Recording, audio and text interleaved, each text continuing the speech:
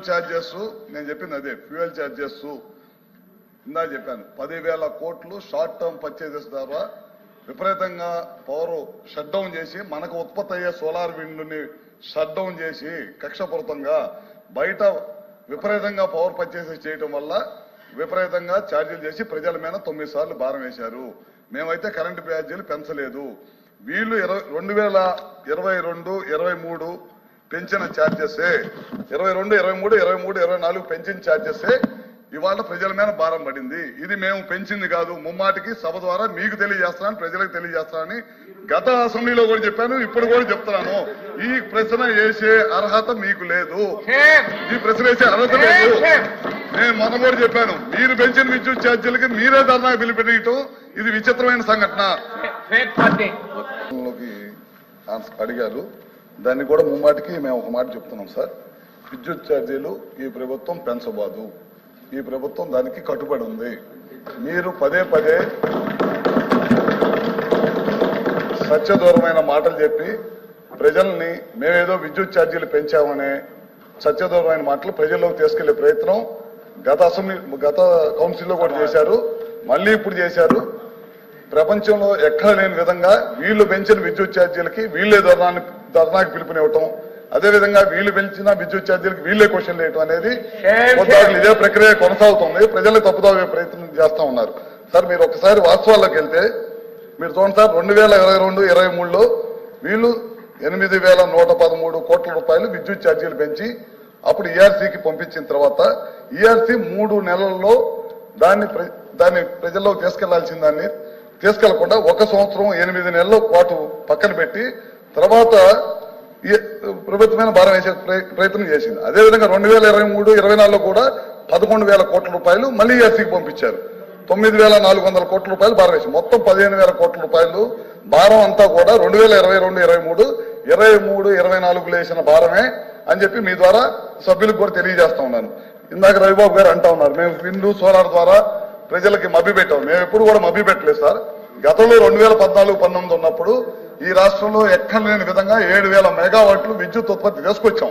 తర్వాత ఇలా ప్రభుత్వం వచ్చిన తర్వాత పీపీఎల్ రద్దు చేయటం, వాళ్ళని ఇబ్బంది పెట్టడం, విదేశీ ప్రతినిధుల చేత తిట్లు తినటం, ఈ రాష్ట్రానికి రావాల్సిన ఇన్వెస్టర్ని తరిమి కొట్టడం, రకరకాల కార్యక్రమాలు చేసి విద్యుత్ వ్యవస్థలను అన్నింటినీ కూడా సర్వనాశనం చేసి వాళ్ళు ఇక్కడికి వచ్చేసి సత్యదూరమైన మాటలు చెప్పి ప్రజలని నమ్మించే ప్రయత్నం చేస్తున్నారని చెప్పి కూడా మీకు చెప్తా ఉన్నాను సార్. అదేవిధంగా ఒకసారి చూడండి సార్,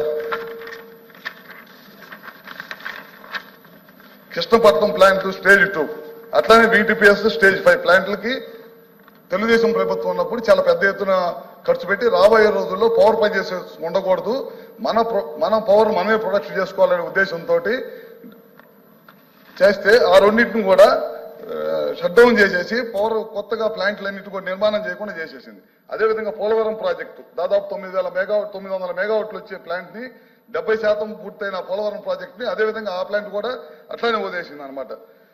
దాదాపు విద్యుత్ సంస్థలకు సంబంధించిన డబ్బులన్నింటిని కూడా బెవరేజ్ కార్పొరేషన్ కి మళ్లీ చిన్న కార్యక్రమం చేసింది. ఇట్లాంటి 1 కాదు 2 కాదు అన్ని కార్యక్రమాలు చేసి విద్యుత్ వ్యవస్థను అన్నింటి కూడా సర్వనాశనం చేసిన విషయాన్ని మీరు ఒకసారి గమనిస్తాం సార్. ఈ ప్రభుత్వం అధికారంలోకి వచ్చిన తర్వాత పూర్వవైభవం తీసుకురావాలనే ఉద్దేశంతో ఎక్కడ కూడా ప్రజల మీద భారం పడకుండా ఉండాలనే దానికోసం విద్యుత్ కొనుగోలు గతంలో 9 నుంచి 10,000 కోట్ల రూపాయలు ఇవన్నీ షట్ డౌన్ చేసిందే కాకుండా 10,000 కోట్ల రూపాయలు ఖర్చు పెట్టారు ఓన్లీ విద్యుత్ కొనుగోలు మీద, షార్ట్ టర్మ్ పవర్ పర్చేజెస్ మీద. మా ప్రభుత్వం అధికారంలోకి వచ్చిన సంవత్సరంలోనే ఈ 10 నెలల్లోనే 60% విద్యుత్ కొనుగోలు తగ్గించేసి మన జెన్కోని కానీ వీటిని కానీ సమర్థవంతంగా నడిపి ఎక్కలేని విధంగా ఈ 3 నెలల్లో ఎక్కలేని విధంగా పవర్ ప్రొడక్షన్ చేసిన సంగతి వాస్తవం అని చెప్పి కూడా మీ ద్వారా తెలియజేస్తా ఉన్నాను. అదేవిధంగా తయారైన విద్యుత్ వేస్ట్ కాకుండా కేంద్ర ప్రభుత్వ సహాయ సహకారాలతోటి బ్యాటరీ స్టోరేజ్ కూడా తీసుకొని త్వరలోనే స్టార్ట్ చేయబోతున్నాం. టెండర్లు కూడా పిలిచాం, త్వరలోనే స్టార్ట్ చేయబోతున్నాం. ఇదే విధంగా ఇందాక అన్నట్టు విండ్ కానీ సోలార్ కానీ పిఎం కుసుము వీళ్ళు వద్దని చెప్పి వెనక పంపించారు. పక్కనున్న మహారాష్ట్ర కానీ కర్ణాటక కానీ పిఎం కుసుమ్ తీసుకొని చాలా పెద్ద ఎత్తున పగలపూట రైతులకు 9 గంటల కరెంట్ ఇస్తా ఉంది. వీళ్ళు లెటర్ రాశారు కేంద్ర ప్రభుత్వాన్ని, మాకు అవసరం లేదని చెప్పి. ఇవాళ ముఖ్యమంత్రి గారు అధికారంలో చేపట్టిన తర్వాత కూటమి ప్రభుత్వం మేము అమ్మటే కేంద్రానికి లెటర్ రాసి మేము ఈ రాష్ట్ర ప్రభుత్వం పిఎం కుసుమ్ తీసుకుంటామని చెప్పి మొదటి విడతగా 1,00,000 కనెక్షన్లు తీసుకున్నాం. మళ్ళీ లెటర్లు రాసి 2,000 కనెక్షన్లు తీసుకున్నాం. 2 లక్షల కనెక్షన్లు తీసుకున్నాం. ఈ ప్రభుత్వం రైతులకి పగలపూట కరెంట్ ఇవ్వాలి. పొద్దునే 10 నుంచి సాయంత్రం దాకా 9 గంటల కరెంట్ ఇవ్వాలి. పిఎం కుసుమ్ తీసుకోవాలి.